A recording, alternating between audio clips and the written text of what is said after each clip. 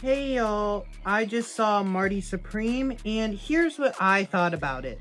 In this video, I'll be going over the lead performance, supporting performances, themes, story, and atmosphere. Quick note about spoilers, I will be keeping this as spoiler free as I can. However, I will be revealing some character interactions and overall themes. The best part about this film was not knowing what would happen next. This is a great film, so you should just probably go watch it. I'm not really a big movie buff, to be honest. I'll see films from time to time if they get a lot of buzz, like Sinners or One Battle After Another, as well as the big blockbusters like Avatar and FNAF 2. This year, however, I was really surprised at a little film called Begonia, which I couldn't even remember the name of, blowing me out of the water in literally every way. Easily one of the best films I've ever seen, with fantastic performances by both leads, fantastic cinematography, score, and just killer story slash pacing. I loved it so much. I even put it in my top 4 on Letterboxd. This was my pick for the best film of the year. That was until I went and saw Marty Supreme. I wasn't even gonna go see this movie until recently. I had heard how it got a great reaction at early screenings. I had heard about the interesting themes, and most convincingly for me was that it had Tyler the Creator in it. But I don't know, Marty Supreme Christmas Day? I didn't think it looked like it was worth it. That was until the fantastic marketing campaign run by Timothy Chalamet himself and his team, which made this stupid ping pong movie look like the coolest thing ever. Funny jokes in the fake Zoom call, standing on top of the sphere, and even a Wicked-esque color campaign with corroded orange. My favorites were the video he made with SD Kid and the cool outfits he would wear all the time, like with the Marty Supreme jacket. I gotta admit, this campaign hooked me, and I'm sure glad it did. What surprised me most upon finally seeing this film is that this marketing campaign is actually entirely fitting within the themes of the film and characterization of Marty, while also appealing to current internet and pop culture. See, Marty himself is just as arrogant as Chalamet is acting throughout this entire campaign, if not even more so. Marty is straight up a bad person throughout the entire film. I literally don't think he makes a single kind decision throughout the entire film, because that's just the kind of person he is, laser focused on his dreams. This film asks you to root for Marty despite being such a terrible person, and it's a wonder that you actually sort of do. Timothy Chalamet's performance in this film is probably the best I have ever seen in the admittedly relatively small list of films I've seen. Timothy is the entire reason why Marty works as a character. Marty will constantly lie, swindle, and cheat people, but Chalamet is able to make the audience still want Marty to succeed through his performance. Marty is portrayed in this film as a sleazeball, one that will do quite literally anything to get his way. Yet what makes this work is Marty's and Chalamet's salesman ability. Marty is able to talk his way out of anything, all with this sort of charm that makes you want to like and believe the guy. You may not like Marty, but you still want him to win that damn ping pong championship because damn it, he's at least working hard for it. I think Timothy is the perfect person to play this character for one main reason. He himself is extremely similar to Marty in that he believes he deserves greatness. I mean, look at his infamous SAG speech where he literally says he wants to achieve greatness. Marty says something almost exactly like that in this film. Timothy is completely able to embody Marty because he probably feels the exact same drive as Marty. Timothy isn't acting when he says failure isn't an option for him. He truly believes it. On top of that, Timothy himself is a young guy who has a good way with words, so he's able to sell this selfish, sex-hungry persona much better than someone older and more mature. That's the thing though, when I was watching this film, I didn't feel like I was watching Timothy Chalamet like I did in, say, Dune, for example. I felt like I was watching Marty Mauser. By completely embodying this role in literally every single way, Timothy was able to remove any distance between the audience and believing in this character. Chalamet does absolutely nothing whatsoever that felt out of place for Marty, never not going far enough in selling a moment. Timothy puts his all in this role, and that's why I love his performance in this film so much. As for the rest of the performances, I don't think any of them do nearly as good of a job, yet not in a bad way. It's hard to live up to Chalamet's Marty because this is quite literally his film. Nobody is given the time to shine quite like Chalamet is, besides maybe one person. Odessa Azion is a real standout for me in this film with the character of Rachel. Rachel's character is so interesting because she's really the perfect love interest for Marty. She's been his friend since they were 8, so she knows all too well about his lying and cheating habits, yet she decides to constantly enable him because she's in love. Azion's performance perfectly emulates what Chalamet is doing with Marty, where she constantly plays with Marty and enables his bad behaviors, yet, like one of Marty's swindling victims, he and the audience don't realize it until later. Her whole character and performance are a really interesting contrast to Marty's throughout the entire film. The rest of the performances here are all what I would say to be good, but a lot more standard. I don't think a single performance in this film is bad, yet I don't think any of them stood out to me like those two. Gwyneth Paltrow does a fine job in her role, although nothing too impressive. Tyler, the creator, does a pretty good job, although his character was clearly written for him, as he kind of just acts like Tyler throughout the entire film. Kevin O'Leary probably does the worst job out of the main cast, although I don't think he's bad. His television persona perfectly fits his character, which is why I think his performance works here, yet I don't think he creates any separation between himself and the character. Like, all his lines felt like something off Shark Tank, really dry and sarcastic. It's fine, it didn't pull me out of the film or anything, but I do think it's something to take note of. Marty Mauser is an extremely interesting character, especially for me. I hate to say it, but I really do relate to him a lot. He is such a terrible person, so I feel bad about saying that, but there is just something so relatable about his drive that he has. I am also a person in my early 20s who wants to be recognized for my passion in life. Maybe not to the same degree as Marty, but I too would do a lot to get in a place where I could live off my dream, YouTube. That drive as a young person and how it's not always a positive thing is really an interesting theme and an inverse to current pop culture. You don't always get what you want, even if you probably deserve it and work really hard. In the case of this film, this is a really extreme example, but I think it still does a good job at showing that. Each of Marty's stupid plans throughout the film probably would have and should have worked. Say what you will about Marty, but he is putting in an extreme amount of effort into getting what he wants, yet he still never does. A lot of the time, his ego or pride gets in the way of his success, like his entire relationship with Mr. Rockwell. Frankly though, a lot of time too, his plans probably would have worked if he just wasn't so unlucky. Nothing is promised to everyone, even if you probably deserve it. The ending of this film just does a fantastic job at showing this concept. Throughout the entire film, you think you know where the film is gonna head. You hate Marty and think he deserves bad things, yet you want him to win that championship because he's just working so hard for it. The tagline of the entire film, "Dream Big," even supports this. You go into the film thinking this is a sort of underdog story, where the kid has to fight for what he wants, but he gets it eventually. That's not exactly what happens with Marty. The entire ending flips your thoughts on your head, where you expect this film means one thing, and it just goes in a completely different direction. Marty's pride and ego are his downfall, and maybe if he would just stop being a dick for once, he'd see that. The story of this film perfectly relates this message.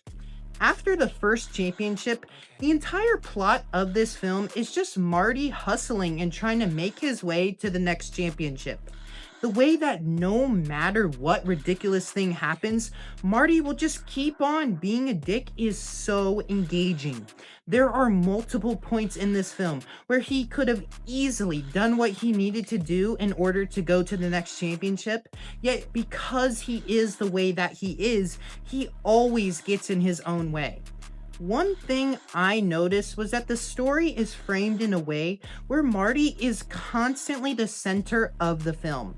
I think there's like only 2 or 3 scenes in the entire movie that are not focused on Marty and instead on Rachel, go figure.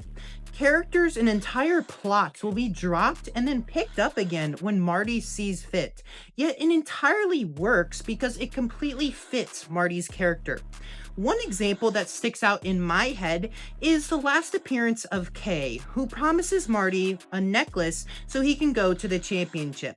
She was never able to give it to him, however, as in her last shot of the film, Marty finds her crying in her room. Instead of answering the audience as to why she was crying or having Marty go console her, he just immediately moves on to his next victim and plan to go to Japan. Almost every single side plot in this film gets wrapped up, although it's through the eyes of Marty. Marty doesn't know why Kay is crying, yet we as the audience can figure it out through some clues from an earlier scene. Marty doesn't really care though. He doesn't care about pretty much anyone in this film. Even in the last 20 minutes of the movie, he still leaves Rachel to go to the championship, despite getting her pregnant and calling her one of his favorite people in the world. This is why I think Marty's huge ego is so fantastically portrayed, because the film actively shows you how Marty will just pick up and drop people when they fit his needs. The film is just constantly entertaining though because of this. Marty can literally get out of anything, no matter what crazy thing just happened, usually by making increasingly bad decisions. After the first act, the pacing just never lets up. I was literally continuously enthralled into what Marty was going to do next, as things kind of just kept getting worse and worse for him, yet he just kept trying. His constant bad decisions and ego led to this constant feeling of stress and worry throughout the film. Not only the worry he wouldn't be able to make it to the next championship, but also if he was going to get arrested or killed. Marty was constantly running from the consequences of his actions, and I was almost scared for the entire film that they would eventually catch up to him. The pacing in this film is pretty fantastic throughout almost the entire thing, like I said. Marty's drive and determination is pretty constantly enthralling. I do think the first act of the film with the first championship is a little weaker, however. It took me a little bit to get invested in this film because Marty doesn't exactly show his true colors much during this time. He's already pretty much on top of the world and he doesn't feel like he has to work for anything much. He's already got a free penthouse at the Ritz and is arguably the best table tennis player in the world. He deserves to have an ego when he's at the top of the world, right? The constant stressful nature of this film is perfectly supported by this film's music and visuals. The music especially is very unique for a film like this, being 80s synth music, which doesn't connect at all with the movie's 50s aesthetic. The thing is just that it completely works. The hard-hitting synths really stand out in this film because of the time period it's in, perfectly contrasting these two opposites. It all works together as well with the loudspeakers in theaters, where each synth you can quite literally feel, adding to the ever-growing tension throughout the film. I cannot imagine any other choice of music for this film, as it just would not have worked even as close to as well. Overall, Marty Supreme is one of the best movies I have ever seen. The worst part about this movie being the first act and some performances aren't even bad, just not as captivating as the rest of the film. The character of Marty and his story is just so fascinating, and I've honestly been thinking about it ever since I've left the theater. Timothy Chalamet gives one of the best performances I've ever seen, making me not hate and even kind of root for a terrible person. The themes this film touches on are also extremely unique and honestly relevant for me at this point in my life. All of this comes together to be one of the best movies I've ever seen. Maybe it's recency bias, maybe it's because I'm not a film bro, or maybe it's just because I haven't seen Uncut Gems, but I loved this film, and I think it's an all-timer. I recommend Marty Supreme. 10 out of 10. Well, y'all, that's my review of Marty Supreme. I would really appreciate it if you could like, comment, or subscribe. That's all I got in terms of my review, but I do want to take the last few moments to talk about me and my channel. Alright, let's see. So, I just uploaded my Avatar review on TikTok and YouTube, obviously. And so far, it's going fine. So that was the first video I produced at home, and there's definitely some troubles with it. It's probably my worst video, to be honest. But yeah, making videos at home is certainly different than making them at my apartment. So one thing that's really getting to me is like, I'm extremely hot right now, and that's normal, but I'm more hot than usual. Like, I'm so hot, like my paws are like getting hard to put on, and that's weird because that doesn't usually happen. And I'm sweating like crazy in here, so I did like take a break during filming, which I never do because there's just so much sweat coming off my face. I need to get one of those like masks that people wear because I don't want to make this dirty, you know. I did buy something to clean it, but whatever. Also like the camera angle, so I put like some boxes underneath my stand for this phone. I film everything on my phone, by the way. But yeah, like we're working through it. We're working through it, seeing how things go. I can also only film at nighttime after everyone goes to sleep because definitely think it would be awkward to have someone walk down here and I'm dressed like this. So yeah. Let's see. That's really all I wanted to say. Oh, one more thing. So the worst part is that I filmed my Avatar review. I think it was 20 clips, right? It took all day to upload them to my Google Drive so I could put them on my Mac. That's not what usually happens at my apartment. Usually it takes like 10 minutes to upload the videos. So that delays production, like editing, which is not good. That's why I had to release my Avatar video on Christmas Day, which is today, by the way, yay. But that sucks. So hopefully that doesn't happen again, like with this, but it's like, it's so annoying because I'm literally doing nothing. I'm not like making content. I'm just waiting. Like our Wi-Fi isn't even bad. I don't understand. I think it's like upload speed is different than download. I don't know. But yeah, like that definitely is getting in my way. But yeah, like that's really all I have to say for today. Like Avatar DLC. I'm like a third of the way through that. So once I'm done with the content for this film, I'll probably be able to lock in with that. So yeah, my end of year ranking video, I'm hoping to get that done before the 12th, which is the day school starts again for me. I guess the 13th, since I don't have school Monday. Or do I not? Whatever. Yeah, so just that week. That's a little late for like a ranking video like that, but that's just what I have to do because I have to beat 3 more games. Donkey Kong Bonanza, which I haven't even started. I didn't get to use my Switch on Christmas Day, the day I got it. I didn't even play this game today because I watched Stranger Things. Terrible, by the way. Not gonna make a review on it, even though I love that show. Yeah, that's all I have to say. So hopefully my Avatar DLC review will come out late this week, maybe next week. Next week, yeah, definitely next week. Yeah, that's all I have to say. Probably this year, not 2026. Yeah, but I need to wrap this up. So thanks for watching, guys. This is my first 10 out of 10 review. So hope someone watches this. Yeah, like that's all I gotta say. Thanks for watching, guys. Bye.